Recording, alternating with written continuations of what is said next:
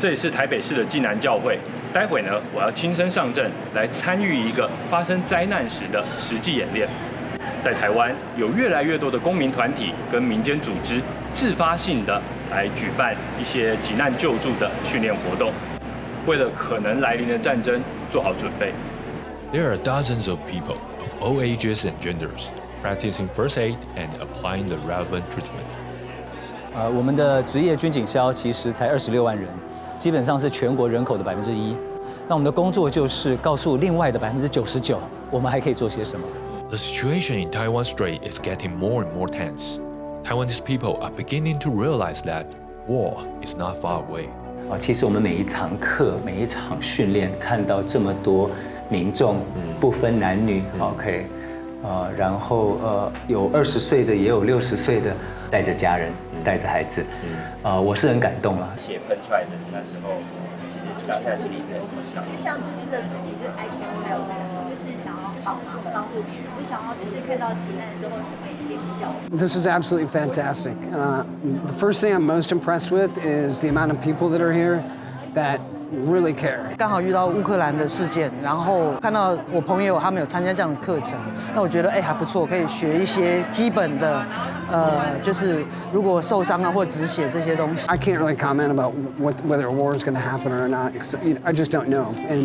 But what I can say is that it's up to the people of Taiwan to prepare to help each other. 战争这件事当然是我们希望不要发生啊，对，但是原则上我们很难去预测这种意外事故。正常人都遇到这样状况会慌，所以你要不断地练习，你必须要准备好，即使说不管他会不会打过来。What can they do?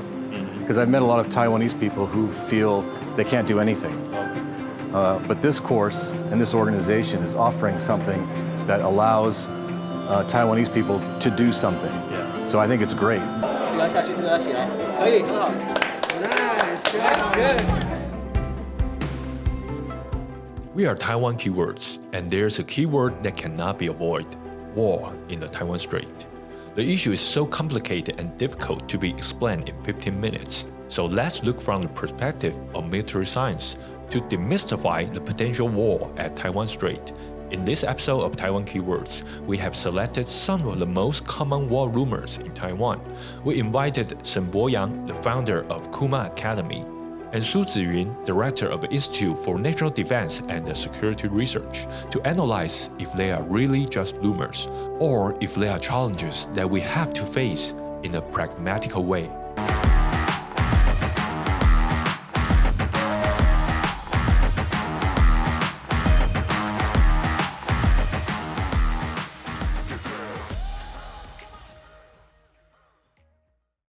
This morning, the meeting China did not want to happen. House Speaker Nancy Pelosi defying Beijing's stern warnings. Delegation came here to send an unequivocal message.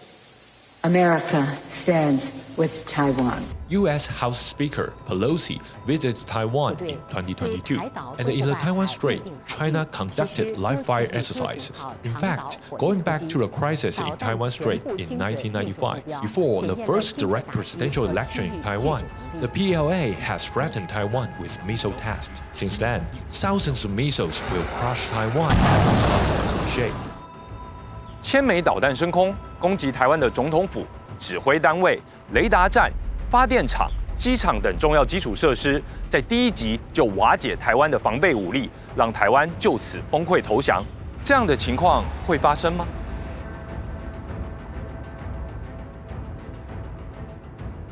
范老师，我们台湾面对战争的一个威胁。那我们自己活在台湾也听过很多的谣言。那第一个我们最常听见的就是有上千颗甚至更多的导弹是指着台湾的，我们就像是砧板上的肉一样。这个是真的吗？应该这样讲，就是中国类似的军事谣言的特色都是，它都会根据部分基础的事实，也就是说，它的确有飞弹。然后飞弹也的确打到台湾，但是因为飞弹要打到这边，它一定会有命中率的问题，它不是每个都可以命中，它要用可能4倍以上的飞弹，它才有办法真的命中目标，然后瘫痪我们相关的设施。所以这也是为什么其实用飞弹直接洗地这件事情，对我们来讲是很难达成的一个战术。但是如果对这个军事的背景知识不够了解的人，他就一定会觉得，哇塞，那么多飞弹打过来，我们就会整个被淹没。这可能有时候是因为是打电动的关系，所以很容易会有这样的想法。中国目前手上大概有1600多枚的这个弹道飞弹，那在台湾当面威胁最大是所谓61基地，61基地有7个旅，7个导弹旅，我们算了一下，7个飞弹旅大概有252辆的飞弹发射车。所以从他第一次发射252枚来看的话，台湾爱国者加天弓3型，大概可以拦下70%以上。所以我想就是说，中共只要用飞弹就把台湾轰垮这种说法，我想是一个就是很客观可以判断是不会的。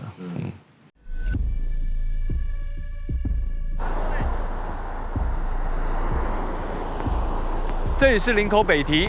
旁边就是台北港，我身后这片漫长的沙滩，就是台湾北部最有可能被登陆艇或2栖登陆舰攻击上岸的地点。Taiwan and China is separated by a sea. Without a full-scale suppression of air and naval forces, Chinese landing ships will not be able to land in Taiwan. But what if thousands of armed modified fishing boats are sent at the same time? Will they consume the expensive anti-ship missiles of the Taiwanese army and make our defense futile? 这也是很典型的，就是如果以技术上来讲，反正你有船，你有人，你有登陆的地点，你就一定可以登陆。但现实就通常做不到这些事情。那第一个很简单的是，台湾可以登陆的地点太少了。但如果你要上万艘的话，你就要像叠罗汉一样啊，就是这艘船先割了，然后后面再压上去，压上去，压上去，其实根本就没有办法到这样的人数。那更不要讲说，如果是用渔船的话，你根本就装不了重型的装甲，还有重型的武器，你就可能只能用轻兵器，然后这样带着上来嘛，不然的话，一个人就背个50公斤，然后还要游泳，然后还要上岸，这基本上就是当靶嘛。所谓传统上的万船齐发，用渔船来做登陆部队的辅助载具是存在的。它大概从北到南，沿海的线跟镇有所谓海上民兵的编组。所以在战时，它可能就是发动2-3千艘的渔船搭载轻装部队，协助正规部队登陆是有可能的。假的部分是要消耗台湾的反舰飞弹，我觉得这是不存在的，因为我们的雷达基本上还是可以判别大型的登陆舰，像洞拐五、3栖攻击舰跟小渔船的差别，所以不会就是消耗我们的反舰飞弹。台湾陆军买这将近1800枚的托式飞弹，500多枚的标枪飞弹，1000枚的地狱火飞弹，很清楚，就是要对付这些舟波小船。我们常听到说，有可能是台北港，有可能是高雄港，或者说其他港口，那个是有根据的吗？有，台湾海滩适合登陆大概是14个左右，我们称为红色海滩。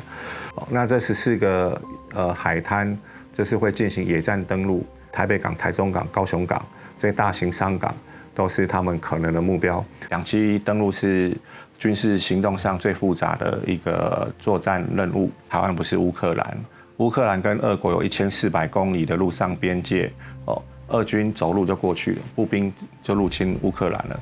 台湾比乌克兰幸运一些，有130公里到180公里宽的台湾海峡。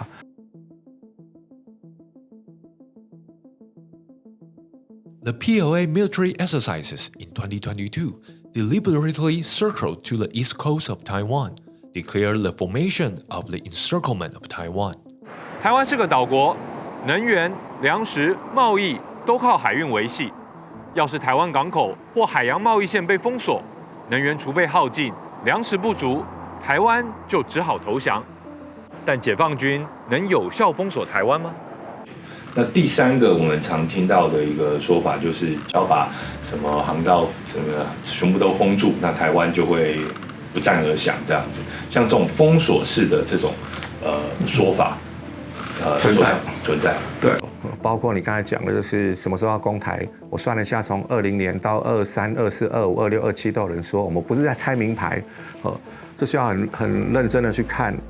就是我们要做最坏的准备，可是不用自己吓自己。那另外一个方式就是说，他们不登陆嘛，他们逼我们投降。那我们又有很多的，不管是能源啊、粮食啊，或是各种资源都来自于海外。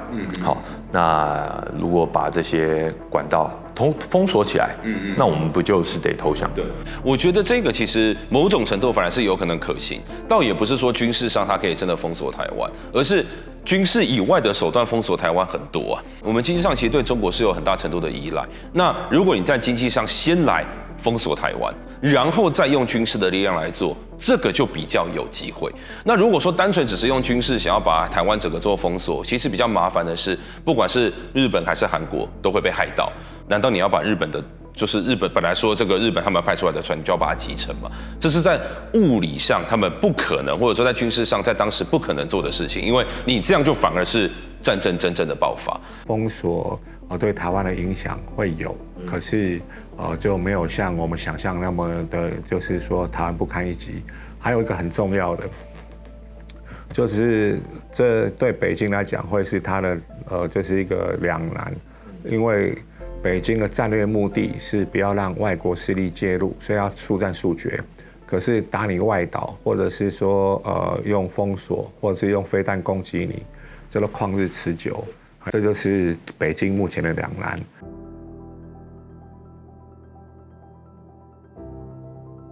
前日本首相安倍晋三曾说：“台湾有事就是日本有事。”台海战争不只是中国共产党与台湾之间的对抗，还涉及了美国、日本、韩国等环太平洋周边国家的外交博弈。要谈台海战争，就不能不谈美国的态度与立场。But this statement has quietly turned into a common discourse in Taiwan that if the war happened in Taiwan Strait, United States is the only key factor. Taiwanese army, the local defense force, all disappeared from the discussion. Can Taiwanese army hold the coast on its own? 那再来，其实我们一想到战争，我们都会觉得说，台湾一定自己是没办法的，一定要靠美国。那如果美国不来呢？好。台湾有办法靠自己守得住吗？我们觉得我们本来的预设立场就是我们不能己愿他利了，就是我们本来的预设立场应该是，如果对方都不来，台湾到底有没有办法撑住？如果说今天台海真的爆发战争，非常有可能就跟俄乌战争一样，到最后就是泥巴战。所以最重要的事情，反而就是要怎么去坚实台湾人民的心防，然后要知道战争可能会造成的伤害是什么。现在很清楚的就是，美国的战略模糊改变了，所以拜登总统才会。